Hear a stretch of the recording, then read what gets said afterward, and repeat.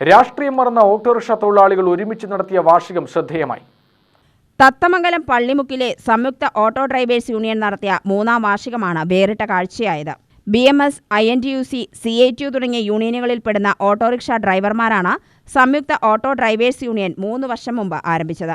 Saleem report അവതരിപ്പിച്ചു. Vincent ഉദ്ഘാടനം ചെയ്തു. ശ്രീനിവാസൻ അധ്യക്ഷനായി. അനിൽ, ഷൺമുഖൻ എന്നിവർ പ്രസംഗിച്ചു.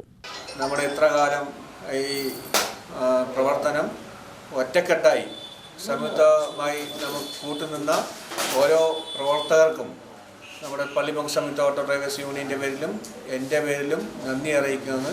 ഇതുപോലെ തന്നെ മറ്റുള്ള സ്റ്റാൻഡുകളിൽ നമ്മളെക്കുറിച്ച് നല്ല അഭിപ്രായങ്ങളാണ്. പാലക്കാടും നെന്മാറയും മുതലാനും ചിറ്റൂരൊക്കെ നല്ല അഭിപ്രായമാണ് നമ്മളെ സ്റ്റാൻഡിനെ കുറിച്ച്. ഈ ലീഡിംഗ് സംവിധാനം നിലവിൽ വന്നത് നല്ല പ്രയോജനമാണ്. ഇതുപോലെ തന്നെ ഇനിയുള്ള കാലങ്ങളിലേക്കും ഈ ലീഡിംഗ് സംവിധാനം നമുക്ക് കൊണ്ടുപോകണമെന്നാണ് എൻ്റെ ഒരു അഭിപ്രായം. അതിൽ പൂർണ്ണ ഉത്തരവാദിത്വം നിങ്ങളുടെ ഭാഗത്തു നിന്നുണ്ടാകണം.